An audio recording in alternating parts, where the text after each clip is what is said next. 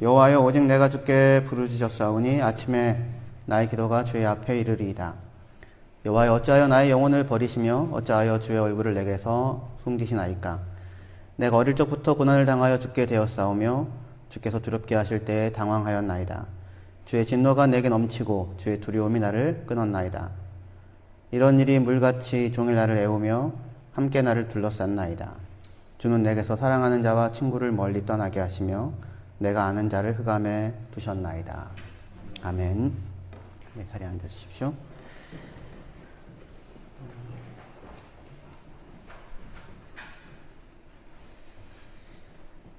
들어오시면서 혹시 보셨는지 모르겠는데 이렇게 과자가 있잖아요. 알바니아에서 산 이탈리아 과자입니다.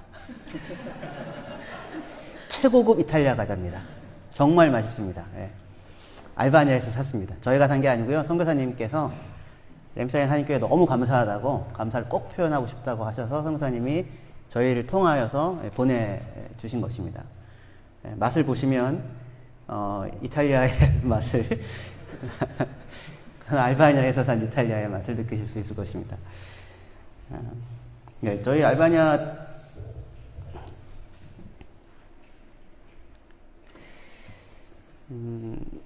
선교를 여러분 기도 가운데 잘 다녀왔는데요. 저희 아까 간증 나눈 대로 매일 저녁에 이제 경건회를 가졌어요. 경건회를 갖고 아침 묵상에 해당되는 그 내용을 같이 나누고 각자 하루의 소감을 이렇게 나누면서 하루를 마무리하였는데요. 그때 알바니아에 있던 그때 목요일 날 그 묵상 말씀에 해당되는 본문이 오늘 저희가 읽은 시편 88편 말씀입니다. 시편에는 여러 편의 고난과 어려움을 호소하는 시들이 나와요. 굉장히 많이 만날 수 있습니다. 인간의 가장 적나라한 모든 모습이 시편에 다 나옵니다. 절망, 분노, 욕지거리, 서운함, 좌절, 희망, 기대, 배반 등등 그 모든 이야기들이 시편에 나오는데 대부분의 시들은 그 고난을 얘기하는 시들이라 할지라도 결국에는 하나님의 구원을 경험하고 그래서 하나님을 찬양하는 것으로 끝이 납니다. 그런데 우리가 읽었던 시편 88편은 그런 찬양 없이 고통의 호소로 시작해서 고통 가운데 있는 자신을 이야기하는 것으로 끝이 나요. 그래서 아까 우리가 읽었던 나는 그 18절에 주는 내게서 사랑하는 자와 친구를 멀리 떠나게 하시며 내가 아는 자를 흑암에 두셨나이다. 이 세 번역은 내 친구는 어둠뿐이다 이렇게 번역합니다. 어둠만이 나의 친구다. 어둠이 나를 가장 잘 아는 자다. 이렇게요. 그리고 끝나니까 아멘 하기가 되게 거시기 하시죠. 그죠? 그럼에도 불구하고 나는 주를 찬양하리라. 뭐 이렇게 끝나야 아멘 이렇게 할 수 있는데 그렇게 안 끝나고요. 그냥 물론 내가 밤낮으로 주님께 부르짖습니다. 어느 때 내 기도에 응답하시겠습니까?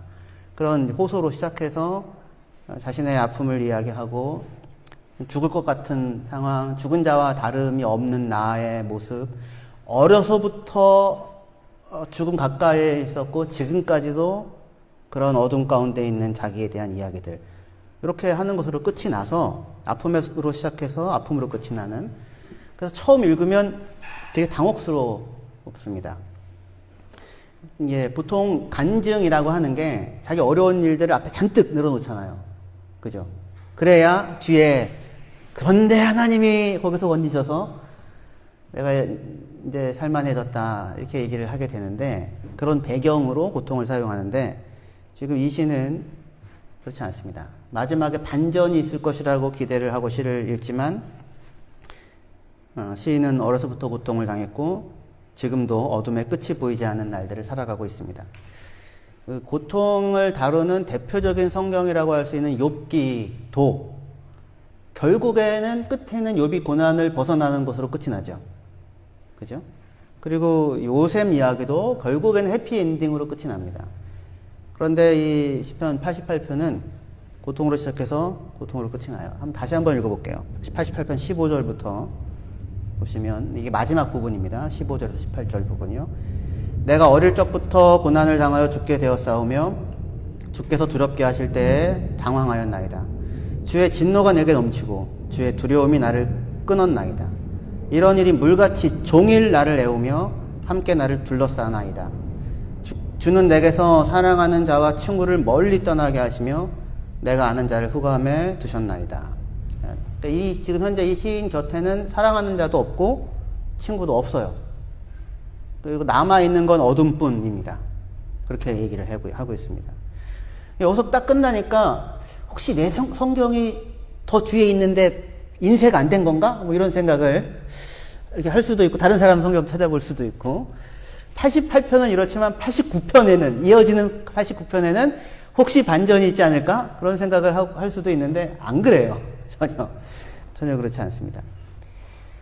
그래서 뭔가 이걸 어떻게 이해하나 당혹스러울 수 있고, 저도 그랬었습니다. 저도. 근데 이제 이 본문을 알바니아에서 이제 목요일 날 이 묵상하고 경건회를 가지는데, 보통은 이 경건회 할 때 다 돌아가면서 한 절씩 읽었거든요. 근데 그날은 이제 목요일 날이어서 바닷가를 갔다가 온 굉장히 좀 피곤한 날이었습니다. 경건회 시작을 10시에 했어요. 그래서 11시 정도 끝났거든요. 그래서 이걸 돌아가면서 읽게 하면은 하루 종일 걸리겠다, 이런 판단이 들어서. 아이들이 한국어가 유창하잖아요. 그래가지고. 그래서 이거를 처음부터 끝까지 제가 읽어야겠다 생각하고 제가 읽었어요. 근데 제가 1절부터 18절까지 읽는데, 제가 이미 아침 묵상도 보냈잖아요. 요 본문으로. 근데 그걸 처음부터 끝까지 다시 읽는데, 그게 전혀 새롭게 다시 읽히더라고요.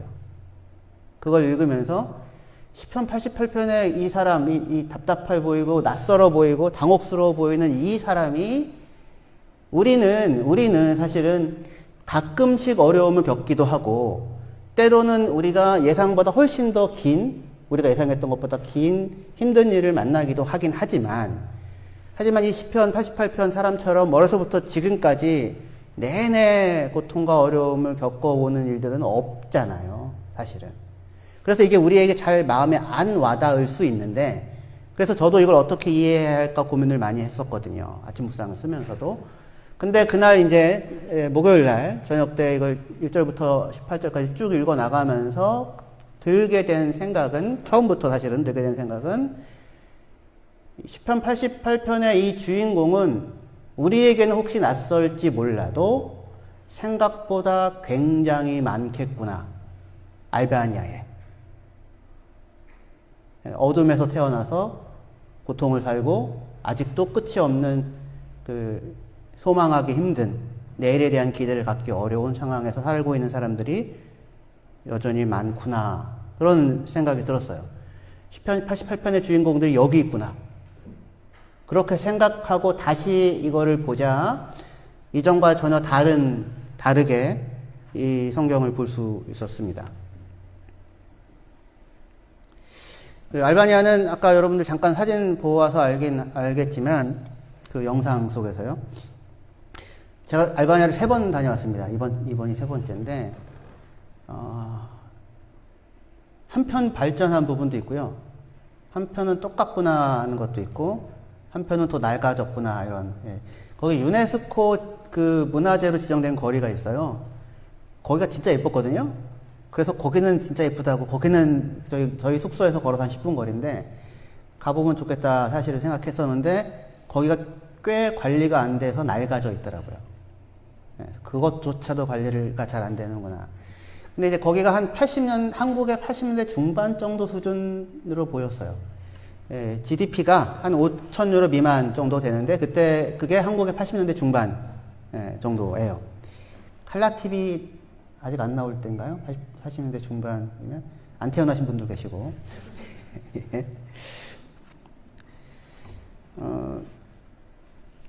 근데 그 40년대 중반 정도의 삶의 질인데, 겉으로 볼 때는 또 안 그래 보여요. 꾸미고 다니는 거. 왜냐하면 이분들이 가오가 있습니다. 그래서 한국 사람이랑 비슷한 게 있어가지고요. 체면 뭐 이런 게 있어서 길거리에 지나다니는 차들이 다 벤츠, 아우디 막 이런 거예요. 폭스바겐. 독일 차들 전부 다. 저는 깜짝 놀랐습니다. 정말 처음에 가서. 근데 다 독일 이제 수명이 다 한 차들이 알바니아로 가가지고 거기서 굴러다니는데 이분들이 그런 차를 사고 다녀야 남한테 안 꿀리는 거예요. 우리는 이런 거 있다. 이런 거죠. 그래서 그 집이 가정 방문을 하면, 거실은 정말 최대한, 자기가 꾸밀 수 있는 최대한 꾸며놓습니다. 근데 문 열고 다른 데 방을 들어가면 안 돼요. 보여지는 곳만 들어가야 되는 겁니다. 그래서 겉으로 볼 때는 그렇게까지 부족한 것이 없어 보이지만, 하지만 사실은 속사정은 그렇지 않아요. 그래서 만약에 우리 단기팀이 와서 교회에서 그냥 아이들을 맡고 아이들과 찬양하고 아이들과 예배하고 활동하고 그냥 보내고 왔다면, 아마 세연이가 아까 금방 얘기했던 것 같은 그런 깨달음이나 이런 충격은 못 받았을 거예요. 그런데 이제 우리 단기팀이 이번에 이제 4가정이 갔잖아요. 그래서 4가정이 각각 한 가정씩, 그래서 총 4가정을 제비를 뽑아서 방문을 하게 됐어요. 현지인 다가정 방문을 통해서 이렇게 사는구나. 이게 삶의 실질적인 모습이구나 하는 것을 보고 알게 됐어요. 2가정은 영어로 그나마 소통이 되는 가정으로 갔고요. 저랑 한결 집사님은 구글 번역기를 통해서 겨우겨우 소통을 하는데, 처음에 제가 옆에서 구글 번역기로 하니까 제 아내가 옆에서 툭툭 치더라고요. 그만하라고. 그냥 얼굴 보고 웃자고. 뭘 이걸로 소통을 하냐고. 뭘 알아도 얼마나 알겠냐고. 그렇구나. 그러고는 얼굴 보고 웃었는데, 제가 갔던 집은 잘 사는, 그나마 아주 괜찮은 집이었어요.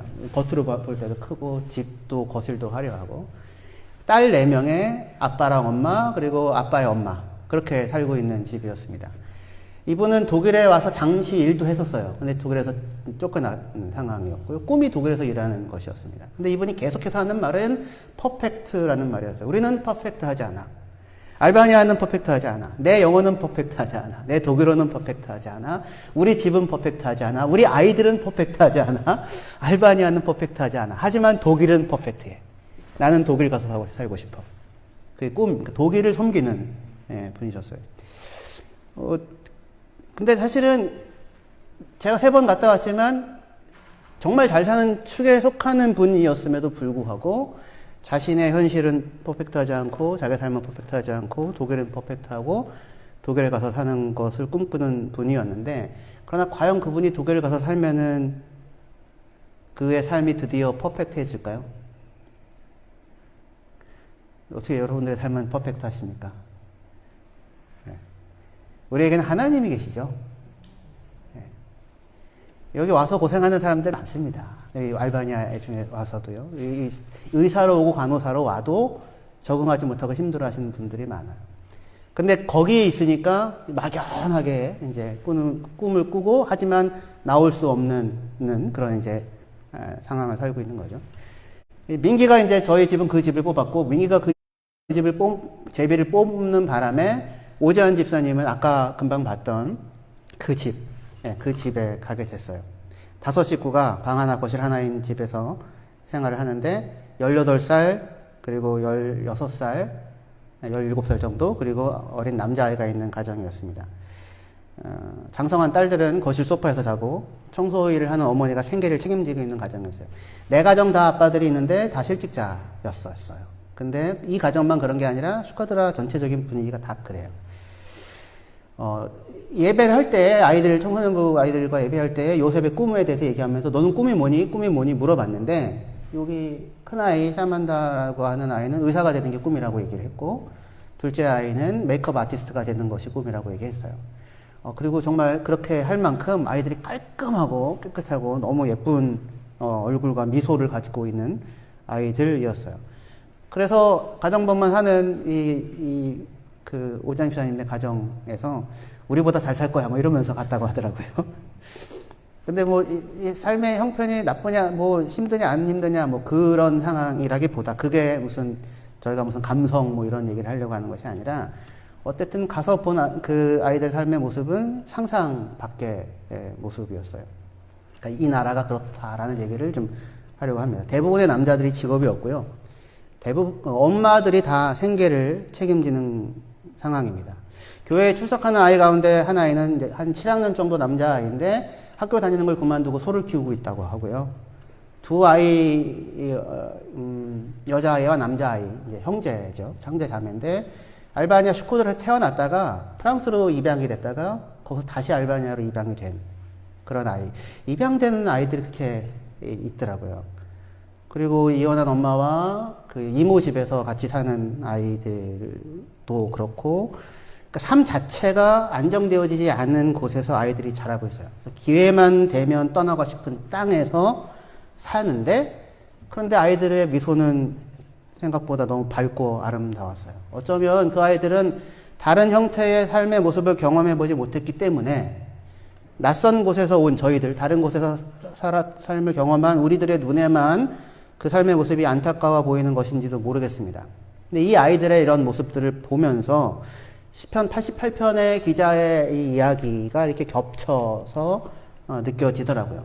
시편 88편 15절에 시인은 내가 어릴 적부터 고난을 당하여 죽게 되었사오며 주께서 두렵게 하실 때에 당황하였습니다. 당혹스러웠습니다. 이렇게 얘기합니다. 어려서부터 죽음과 같은 질병을 겪었던지 뭐 하여튼 그런 상황이었을 것 같아요. 근데 그곳 슈코드라에서 태어나서 자라는 아이들은 저희들이 보기에는 어려서부터 고난 가운데 살고 있는 것처럼 보였습니다. 요셉은 17살에 팔려가서 30살까지 13년 동안 고난을 당하지만 그래도 13년 뒤에는 총리가 되잖아요. 근데 거기서 살아가는 아이들은 13년 뒤 지금과 다른 삶을 살 수 있을 것이라는 기대를 할 수 없는 상황에서 그냥 오늘을 살아가고 있었습니다. 시인은 18절에서 어둠이 자신의 친구라고 하고 내게 남아있는 것은 어둠뿐이다. 나를 익숙하게 하는 자는 어둠뿐이라 라고 이야기를 하는데 그 모습이 그 아이들의 모습과 겹쳐졌어요. 그런데 시편 88편은 이렇게 절망이 지배하는 것처럼 보이지만 그러나 그 아이들의 모습들과 이 시편을 같이 보면서 새롭게 보았던 것은 이런 부분이었습니다. 시편 88편 13절을 같이 한번 읽어보시겠습니다. 88편 13절이요. 네, 같이 읽겠습니다. 시작. 오직 내가 주께 부르짖었사오니 아침에 나의 기도가 주의 앞에 이르리이다. 여호와여 오직 내가 주께 부르짖었사오니 아침에 나의 기도가 주의 앞에 이르리이다. 그러니까 지금 이 시편 기자는 하나님을 찾고 부르짖는 일을 중단하지 않고 있어요. 그죠? 찾고 부르짖는 일을 중단하지 않고 있어요. 아침에 내 기도가 주의 앞에 이를 것입니다. 아침에 일어나면 기도의 응답으로 삶이 달라졌을까요? 그랬다면 주님을 찬양합니다 라고 끝났겠죠. 그러니까 지금 이 이야기는 아마도 이 사람이 몸의 질병 때문이든 정신적인 고통 때문이든 환경의 어려움 때문이든 잠 못 이루는 밤을 지내며 신음하듯 기도하다가 그리고 잠이 들면서 아침에는 내 기도가 하나님 앞에 이르기를 그런 마음으로 잠이 들은, 그러나 깨어보면 똑같은 상황을 또 반복해서 살아야 하는 그런 지금 상황 가운데 있는 거예요. 아침에 나의 기도가 주 앞에 이를 것이다. 그의 이 간절한 기도는 언제쯤 응답받을 수 있을까요? 근데 하지만 제가 보게 됐던 것은 하지만 이 시편 기자는 그 어둠과 같은 죽음과 같은 어둠 상황 속에서 누구를 알고 있습니까? 하나님을 알고 있어요. 부르짖을 대상이 있어요. 찾아 나가 자기의 아픔을 호소할 수 있는 어느 분이 있어요. 빛이 있어요. 그분을 알고 있어요. 그 알바니아에 있는 사람들, 그 아이들은 어쩌면 아직 시편 88편을 살고 있는지 모르겠어요. 그리고 그 속에서 살고 있는 아이들은 절망하지 않기 위해서 독일이나 또는 다른 곳에서의 삶을 꿈꾸고 있습니다. 하지만 모두가 그곳을 떠날 수 있는 건 아니죠. 그리고 떠났다고 해도 거기에 삶의 구원이 있는 것도 아닐 거예요. 왜냐하면 진정한 구원이라고 하는 것은 상황이 바뀌고 환경이 바뀌는 게 문제가 아니라 내가 기도할 하나님이 계시고 그리고 내가 기도하면 그 기도를 들으시는 하나님이 계시다고 하는 것을 아는 것에서 우리는 구원을 생각할 수 있습니다. 고통의 오늘이 공포와 두려움이 아니라 고통의 오늘, 흑암 가운데 있는 오늘, 부르짖을 하나님이 없다는 것이 공포일 거예요. 끝없이 계속될 것 같은 어둠이 절망이 아니라 어둠 속에 하나님 없이 놓여져 있다고 하는 것이 절망일 겁니다. 그런데 이 시인은 지금 그런 고통과 어둠 속에 있는데 하나님을 부르고 하나님을 찾고 하나님을 알고 있어요. 절망이 아니에요. 그래서 여전히 그 하나님께 찾아 나아가 기도하고 있습니다. 이 시인의 기도는 언제 어떻게 응답될까요? 언제쯤 응답될까요? 근데 저희는 그 목요일날 밤에 경건회를 하면서 어쩌면 이 시인의 88편 시인의 이 대답 없이 끝난 이 기도에 대한 응답이 우리가 이곳 알바니에 와서 그 아이들의 손을 만져주고 하나님이 너의 삶을 향하여 꿈꾸고 있다고 절망하지 말라고 포기하지 말라고 말해주는 그것이 하나님이 이 시편 기자의 대답 없는 기도와 같은 그 응답 없는 호소에 대한 응답이 아니겠는가 하는 그런 생각을 가질 수 있었습니다. 하나님은 시편 88편 기도에 귀를 막고 계셨던 것이 아니고 우리를 통해서 응답하고 있구나. 우리를 통하여 응답하고 계시는구나. 외면하지 않는다고 네 기도를 듣고 있다고 말해주시는구나 하는 생각이 들었습니다. 기쁨의 교회 출석 인원이 얼마나 되는지 아세요? 조이 처치. 지난주에 전교인 체육대회를 다녀왔는데요. 버스 5대가 갔답니다. 180명. 180명. 예배를 1부, 2부로 나눠서 드린대요. 공간이 좁으니까 한 번에 180명 수용이 안 돼서 80명, 70명 이렇게 끊어가지고는 예배하는데 매주마다 새로운 사람들이 오고 있대요. 얼마 안 됐습니다. 변호사님이 12년 넘게 사역하셨는데 최근 1, 2년 사이에요, 사실은. 작년부가 이렇게 불어나고 있는 중인 것이. 저는 개인적으로 10년 동안 성사님이 뿌렸던 그 씨앗이 때가 돼서 임계점을 넘어가며 열매를 맺기 시작하고 있다, 이런 생각이 들더라고요. 근데 어쨌든 그렇게 지금 180명 정도가 모이는 대교회입니다. 기쁨의 교회가. 우리 교회는요, 램스타인 산입교회는 우리 아이들 한 30명 정도 청소년부까지 다 합쳐서 정도 되고요. 출석하는 인원이 우리 선생님까지 다 합쳐서 가장 많을 때 한 40명 정도 됩니다. 가장 많을 때. 근데 저희 교회가 거기에 뭔가를 주기 위해서 갔어요. 180명이 되는 대교회. 우리가 여기 괜히 왔나 뭐 이런 생각이 들 수 있을지도 모르는. 하지만 그곳은 선교지예요. 그것은 180명이 모여도 누군가의 도움이 끊임없이 필요하고 여전히 어둠 가운데 있고 여전히 부르짖는데 대답해주는 이가 없는 상황을 살고 있어요. 평사님이 푸드박스를 160명에게 제공하고 있어요. 한 달에 한 번. 밀가루 등등 한 5만 원 정도에 해당된 45유로, 40유로 그것을 필요로 하는 분들은 받아가라고 했더니 160명이 받아가고 있어요. 그러니까 80년대, 70년대, 60년대 한국 같은 상황이. 그리고 아마도 그 성사님이 사역하고 있는 그곳은 슈코드라 지역 중에서도 특히 더 낙후되어져 있는 분들이 오시는 것 같아요. 자동차가 있는 가정이 한두 가정밖에 안 된다고 하니까. 그러니까 저희가 알바냐 그 바닷가를 갔다 왔는데 내려가지고 그 어머니가 기다리고 있어요. 환하게 웃으면서 우리 딸이 태어나서 바닷가 이번에 가는 것이 태어나서 처음이었다고, 너무 감사하다고, 차로 45분이면 갈 수 있는 그곳에 살면서. 그러니까 거기가 180명이 모이는 대교회지만 제가 느끼는 게 뭐였냐면 굉장히 이상한 거예요.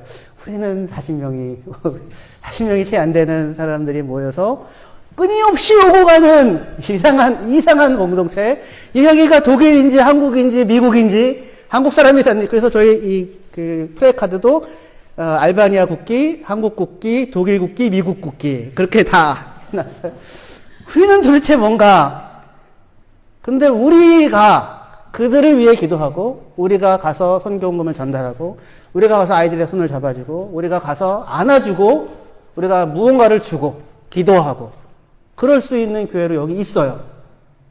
할렐루야. 근데 어떻게 해요? 어떻게 우리가 무언가를 줄 수 있는, 선교할 수 있는, 선교에 참여할 수 있는, 누군가의 어둠에 대하여서 아니라고 하나님이 너를 외면하지 않는다고 너를 아신다고, 너를 붙잡아 주시는 분이시라고 안아줄 수 있는 사람들이 어떻게 되어져 있었을까요? 우리 한국 사람들이잖아요. 우리 배경과 뿌리가. 근데 우리도 1970년대, 아니, 일제시대를 지나가면서 하루가 막막했던, 어둠이 끝이 나지 않을 것 같은 시간을 통과했던 민족이잖아요.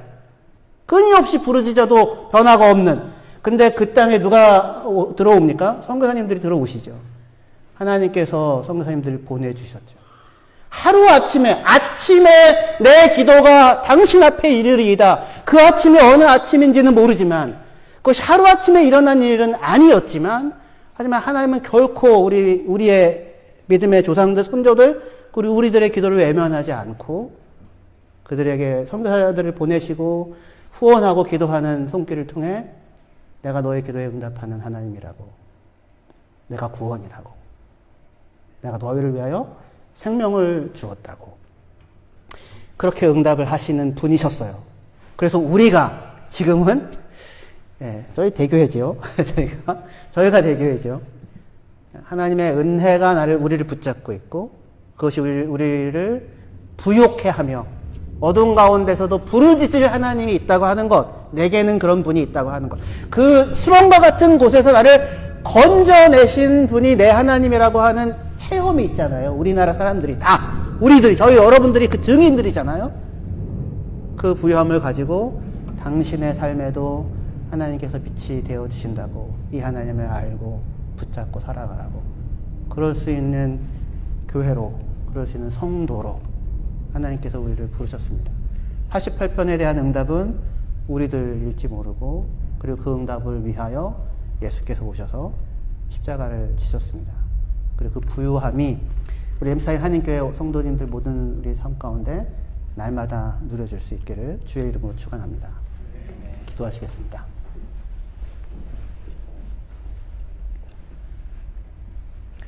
하나님 아버지의 은혜와 사랑을 감사합니다. 독일에 산다고 어둠이 걷히지 않고 이곳에서도 죽음과 같은 날들을, 친구도 없고 사랑하는 이도 없어 어둠만이 나의 친구일 뿐이라는, 부르짖어도 벗어날 길이 없어 답답해하는 삶을 살아가고 있는 자들이 어쩌면 때로 나이기도 하고, 때로는 내 가족이기도 하며, 때로는 여기 곁에 살아가는 누군가이기도 할 것입니다. 우리의 구원이 하나님께 있음을 알고 우리를 구원하시기 위하여 찾아오셔서 당신의 모든 것을 아낌없이 내어주신 분, 그 하나님이 오늘도 나의 기도를 들으시는 분이심을 알게 하셨으니 감사합니다. 하나님 아버지, 우리 램스타인 한인교회가 주님의 은혜를 전달하고 드러내고 증거하는 한 걸음 한 걸음씩을 걸어갈 수 있게 하시니 감사합니다. 이 은혜의 풍성함을 더욱더 온전히 누리며 증거하는 교회와 성도 되게 하여 주시옵소서. 예수님의 이름으로 기도합니다. 아멘.